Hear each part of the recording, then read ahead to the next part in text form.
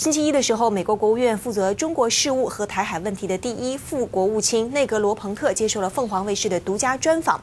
他指出说，推动以台湾名义加入联合国的公投是一项错误，美国也将此举视为台湾宣布独立的一步。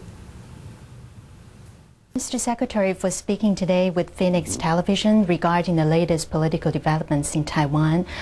In June, the State Department indicated that the U.S. opposes Taiwan holding a referendum on whether to apply for membership in the UN under the name Taiwan and called for President Chen to reject such a referendum. However, President Chen has announced that he and his party will continue to push for the referendum. So what would the U.S. do now to make sure that peace and stability across the Taiwan Strait will not be further disturbed? Let me first say that Taiwan has no better friend than the United States. We strongly support Taiwan's democracy. We support their economy. We're very impressed by their vibrant economy. And we're also, as you know, committed to the defense of Taiwan through the Taiwan Relations Act. So when we talk about the situation in regard to Taiwan, we talk about Taiwan in the context of a great friendship. But when it comes to this issue of a referendum as to whether or not Taiwan join the United Nations in the name of Taiwan, we do have great concerns. We oppose the notion of that kind of a referendum because we see that as a step towards the declaration of independence of Taiwan, towards an alteration of the status quo.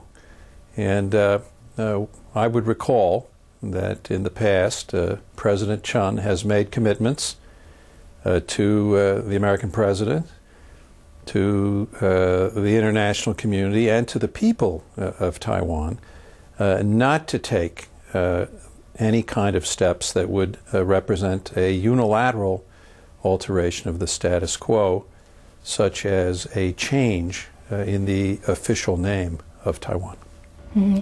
And what would be the consequences for Taiwan if it continues to push for the referendum? Will the U.S. downgrade its economic or military cooperation with Taiwan? Well, I wouldn't want to get into that kind of a hypothetical discussion at this particular time. But what I would like to emphasize is that we believe it's important to avoid any kind of provocative steps on the part of Taiwan. And we believe that pursuing a referendum of this kind could, as I said earlier, be interpreted as a step towards a declaration of independence, and we do not believe that that would be a constructive way on the part of the Taiwan authorities to pursue their interests. You mentioned that the U.S. is committed to defend Taiwan, but Senator Warner mentioned once in the hearing that if the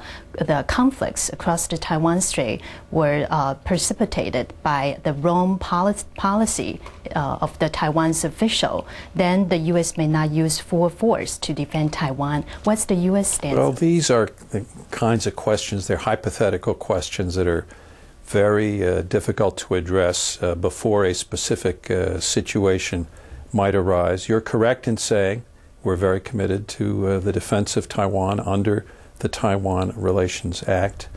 We wish the peoples and authorities on both sides of the Taiwan Straits to pursue their objectives through peaceful means. And it's this kind of spirit that we're encouraging the authorities of Taiwan to adopt as they address this question of a referendum, which, as I said earlier, we consider to be a mistake. Some people argue that Taiwan is actually declaring independence in a slow motion, and the U.S. stated that it does not support Taiwan independence. But Taiwan is a democracy. How much can the U.S. do to stop or reverse Taiwan's slow drift toward independence? Does it concern you that the Taiwan's domestic politics is sliding out of the U.S. hands? We feel that this is a time for the authorities in Taiwan to behave in a responsible manner, to behave in a way that would advance the interests of Taiwan, while at the same time not disturbing the situation across the Taiwan Strait. So I think there's a way of doing that, of pursuing their democracy, pursuing their vibrant economy, benefiting from the friendship, the strong friendship of a country such as the United States, and we are certainly committed to continuing that, but we believe that it has to be done in a serious and responsible way. Thank you very much, Mr. Secretary. Appreciate that. Appreciate the opportunity. Thank you.